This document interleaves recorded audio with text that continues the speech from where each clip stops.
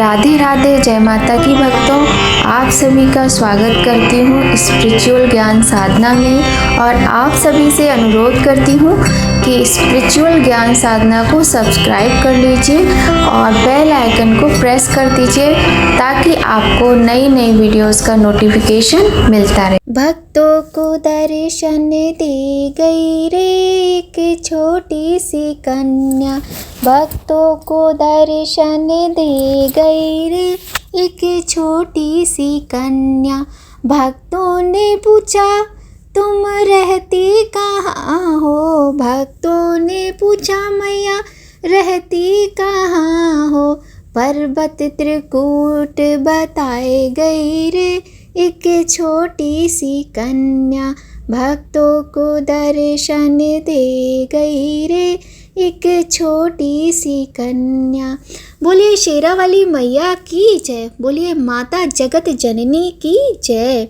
प्रिय भक्तों, ये सुंदर भजन और ऐसे ही ना जाने कितने सुंदर भजन हैं जो हमें इस बात का एहसास कराते हैं, जो दर्शाते हैं कि हमारे संसार में जो भी कन्याएं जन्म लेती हैं, प्रत्येक कन्या में माँ देवी, माँ शक्ति का स्वरूप सम्मिलित होता है।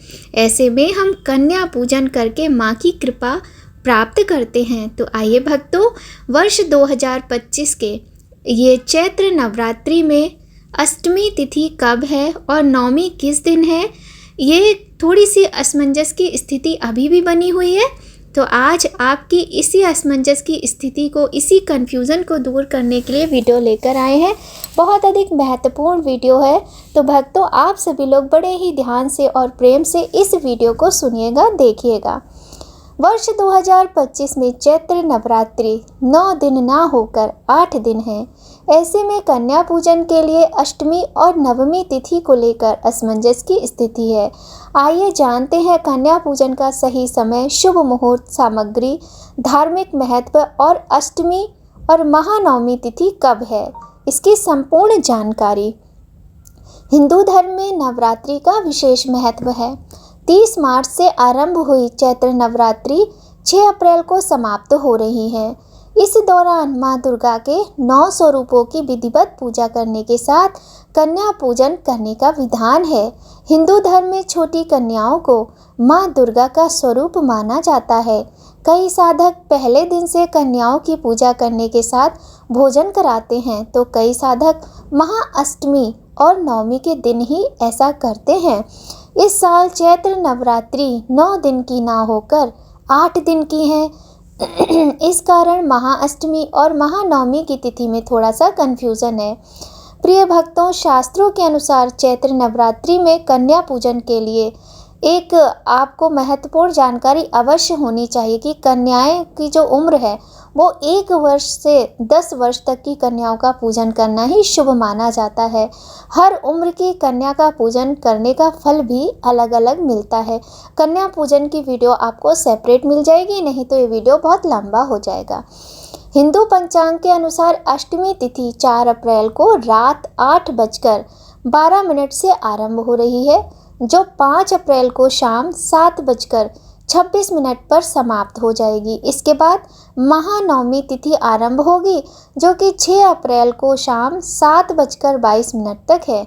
ऐसे में महाअष्टमी 5 अप्रैल को और महानवमी के साथ ही रामनवमी का पर्व 9 अप्रैल को मनाया जाएगा। महाअष्टमी के दिन कन्या पूजन 5 अप्रैल को सुबह 11:59 से दोपहर 12:49 तक कर सकते हैं। ध्यान से सुनिएगा, महाअष्टमी के दिन कन्या पूजन 5 अप्रैल और दिन रहेगा शनिवार का। शनिवार के दिन 5 अप्रैल को सुबह 11:59 से दोपहर 12:49 तक आप कन्या पूजन कर सकते हैं, शुभ मुहूर्त है। रामनवमी के दिन यानी महानवमी के दिन कन्या पूजन के लिए जो अभिजीत मुहूर्त का सबसे शुभ समय है वह है सुबह 11:59 से दोपहर 12:50 तक। इस समय की अवधि में आप कन्या पूजन कर सकते हैं। फिर से सुन लीजिएगा कि नवमी यानी कि 6 अप्रैल दिन रविवार को सुबह 11:59 से लेकर 12:50 तक कन्या पूजन आप कीजिएगा। इसके अतिरिक्त चैत्र नवरात्रि अष्टमी कन्या पूजन का मुहूर्त और भी है, वो भी सुन लीजिएगा।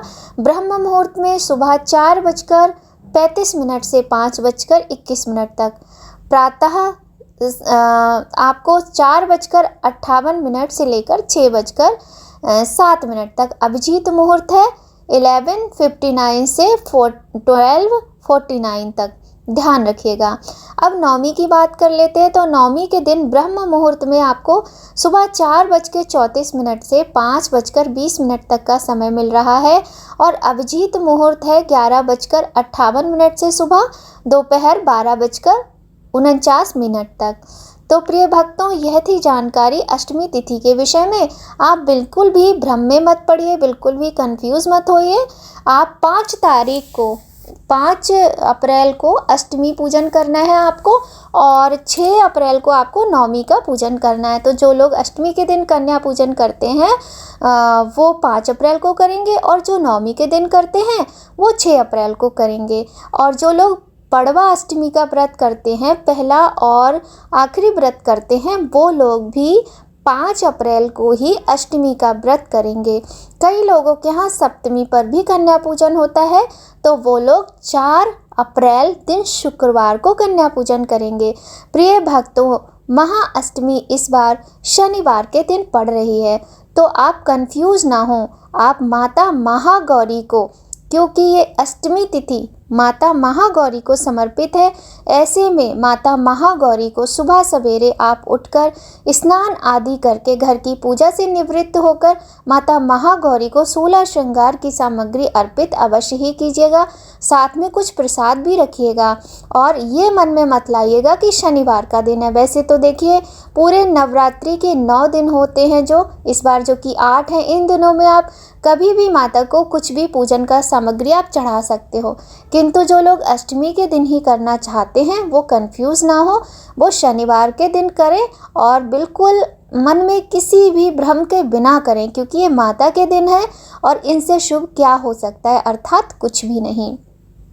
तो भक्तों, हिंदू धर्म में कन्या पूजन का बहुत अधिक महत्व होता है। नवरात्रि ही नहीं, किसी भी शुभ और मांगलिक कार्य के दौरान कन्या पूजन करना अधिक शुभ माना जाता है। कन्या पूजन करने से सुख समृद्धि के साथ धन ऐश्वर्य की प्राप्ति होती है। इसके साथ ही कुंडली में ग्रहों की स्थिति मजबूत होने के साथ काम में आने वाली हर एक समस्या समाप्त होती है। प्रिय भक्तों, कन्या पूजन आपको अवश्य करना चाहिए। हम तो यहाँ ये भी कहेंगे कि जो लोग पूरे नवरात्रि भर माता का पाठ करते हैं बिना व्रत किए, जो अखंड ज्योत भी नहीं जलाते हैं, किंतु उनके अंदर माँ के प्रति बहुत अधिक स्नेह है, बहुत अधिक प्रेम है, वो मंत्रों का जाप करते हैं, वो पाठ करते हैं माता रानी के दुर्गा चालीसा का, दुर्गा सप्तशती जी का, तो उन्हें भी कन्या पूजन अवश्य ही करना चाहिए। हम तो ये भी कहेंगे कि यदि आप कुछ भी नहीं करते हैं तो भी कन्या पूजन अवश्य ही कीजिएगा, क्योंकि कन्या पूजन का क्या मतलब है? कन्या पूजन का मतलब तो सीधा सा यही है ना कि देवी माँ की पूजा करना। और जब आप माता जगत जननी की पूजा कर रहे हैं तो फिर आपको कुछ संदेह मन में लाना ही नहीं है। तो बहुत सुंदर तरीके से सभी सनातनियों को कन्याओं का पूजन अवश्य ही करना चाहिए, और पूरे श्रद्धा भक्ति भाव के साथ करना चाहिए, पूरी फीलिंग के साथ करना चाहिए। कन्या पूजन से जुड़ी बहुत सारी बातें जो कि हमें नहीं पता होती हैं, अनजाने में हम भूल कर देते हैं। जैसे हम बच्चों को मैगी दे देते हैं, कुरकुरे दे देते हैं, चॉकलेट्स दे देते हैं, कभी नहीं देना चाहिए। देखिए भक्तों, बुरा मानने की बात नहीं है, ये नवरात्रि है, ये हमारी ऐसी सांस्कृतिक धरोहर हैं, ये जो त्योहार हैं, ये जो पर्व हैं, हमारे भगवान के द्वारा बनाए गए कुछ नियम भी हैं। वैसे भगवान ने इतने कठिन कोई नियम नहीं बनाए कि जिनका पालन हम नहीं कर सकते, किंतु जो नियम बनाए हैं उनका पालन करते हुए हम बहुत कुछ कर सकते हैं। तो बहुत सारी चीज़ें हम अनजाने में ही सही बच्चों की खुशी के लिए सोचते हैं कि कुरकुरे दे देते हैं, मैगी दे देते हैं, बच्चे खुश होंगे, आशीर्वाद देंगे देवी माँ। लेकिन नहीं, देखिए कुरकुरे मैगी दोनों में ही प्याज होता है। आप उसमें जब मसाले का इंग्रेडिएंट्स को पढ़ेंगे ना तो आपको समझ आ जाएगा। उन दोनों ही चीज़ों में ऐसे ही जैसे चॉकलेट्स हैं, टॉफ़ीज़ हैं, ये कैसे बनती है हम नहीं जानते, और हम बनाते भी नहीं अपने घरों में, है ना।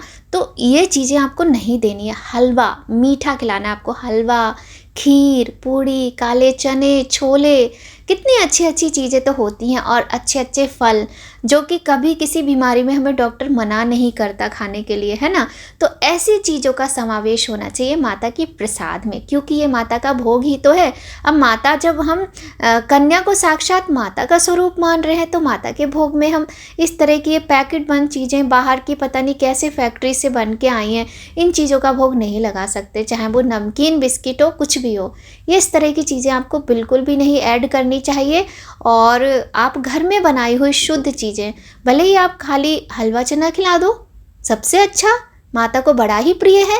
माता को भोग लगाओ, कन्याओं को जिमाओ, कन्या पूजन करो, बड़े ही प्रेम से उनको विदा करो दक्षिणा देकर, है ना। तो इस तरीके से आप कन्या पूजन करेंगे। बहुत सारी ऐसी ही बातें हैं जिनकी बहुत सुंदर जानकारी हम बहुत जल्द लेकर आपके समक्ष उपस्थित होंगे।